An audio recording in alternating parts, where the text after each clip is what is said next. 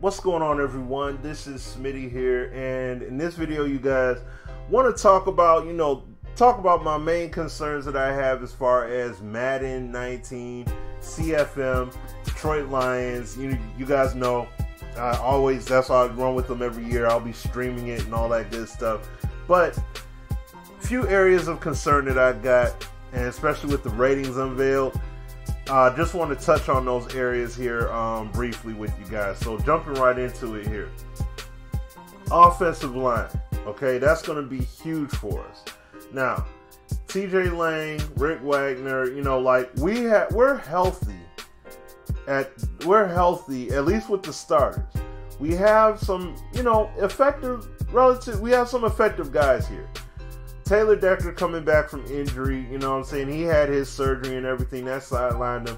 I feel if he never had that happen, he would be at a higher rating. Probably maybe an 80, like an 82, 83 overall kind of player, I would feel.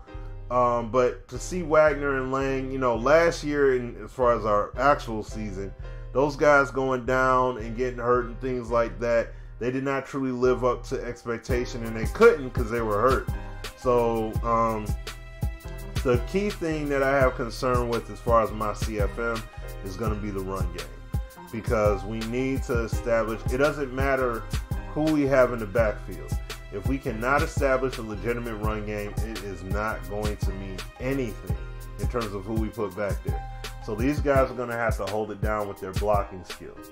And I definitely am going to need, as you see the ratings here, definitely going to need some upgrading at the guard spot, because, at the left guard spot, because we're weak there, both starter and backup. So we're going to need some help there. And I'm going to jump into the ratings that matter. So let me go over to the pass and run block.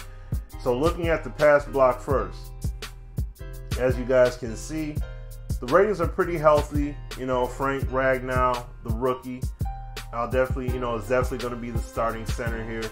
But you see Lang, 88, 86, 79, 78. All right. So right guard, right tackle, left tackle, center. But when you go down to that left guard spot and see, it all depends. Okay, it all depends upon who's on the team here. But this is why I'm gonna have to get compartmental with using certain players and things like that in certain sets, because I want to have the best ratings, especially for sets that I know I'm be doing more passing out of than running. So I definitely want to, I definitely got to go through the playbook and get that stuff coordinated in the range. But then when you look at the run block, this is the principal run blocking. Once again, we sucked at it last year. So rightfully so, you have Ragnow, which this is the one thing, just sidebar. This is why I like having traits and abilities to replicate the players instead of the numericals. Because the big problem with this is you got Frank Ragnow, who hasn't played a single snap in the NFL yet. And he's a 79. So he's one tick. He's already better than TJ Lang, and he's one tick below Rick Wagner, and he hasn't even played yet. You know what I mean? Like that kind of stuff. That kind of stuff I don't like. But but getting back into this, just sidebar. I'd rather see abilities with stuff being tiered in regards to that instead of the numbers. But nevertheless, getting back on track. So run blocking, we were not good at all. We're serviceable for getting a few yards, but we were not like just this, we're going to blow your mind with what kind of run game we have. So it's going to be very imperative that we keep our core guys healthy, because we're going to need that run support. We definitely need that blocking ability. I mean, look, we got Kerryon Johnson, we got LeGarrette Blount in the offseason. So, we got some power backs. We also have some finesse with Theo Riddick. Zenner, he's like a mix. But then Riddick as well as Amir Abdullah. So we'll see what ends up happening, man. We'll see what ends up happening. But so you guys see the run block. You see those in principle. Now let me go to the new ratings here. So when it comes to run and pass block finesse with the run block on finesse and power, you see either 80, 81, you know what I'm saying? Going through the list, Lang, Wagner, Decker, like nobody is lighting it up. So it's going to really be a collaborative effort across the line with these guys. Double team blocking, impact blocking, you know, those are going to be the key things for these guys to really help with springing some holes open and getting us some solid runs out here this year. So I look forward to that, hoping the best for that. But then when it comes to the passing, yes, we did a good job there. I mean, we were extremely pass heavy. We became extremely predictable because of it. Hoping to turn the tide in the franchise with it here, though. So you see we got good ratings here as far as that. Lang was solid, very solid. Wagner, Decker was decent. Ragnow, you know, he's got some good ratings out the gate. So we'll see what he does. And then just going down, substitutes are going to be serviceable, but I definitely am going to be investing in these lower tier players here. Because, you know, I need to get these guys stronger. Because you can't just free agent, you know, go free agency and just sign the top guy for everything. And, you know, draft picks, still, you got to invest in them as well. So I'm definitely looking forward to see what these guys can do. And then just investing into these guys, giving them snaps and such, building them up based off of that. So going from here, not by team position. The other area of concern, and then I'm going to go ahead and end this video, it's two areas. Linebacking core and then the secondary. Okay? And let me see here.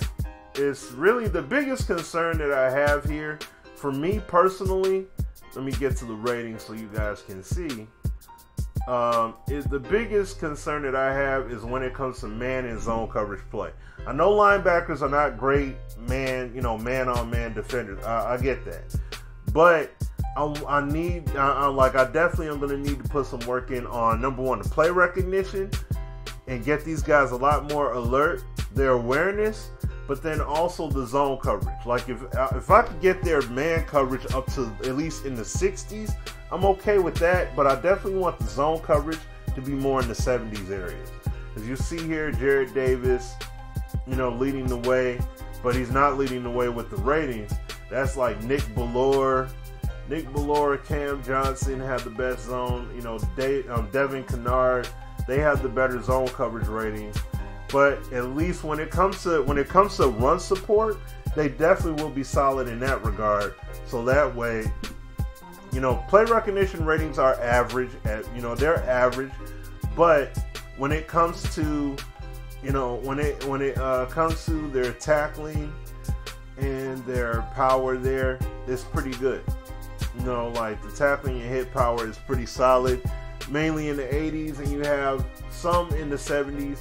But they're, you know, secure. So a lot of secure tackling here potentially, and some power to go along with it. So they could definitely make an impact. Hopefully cause a few fumbles off of the hits as well. That'll be nice to see.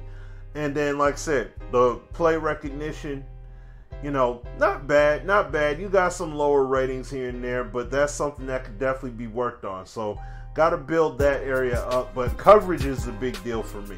That's the big thing. Run coverage, they're solid. But, you know, as far as coverage on the pass, that's the other part.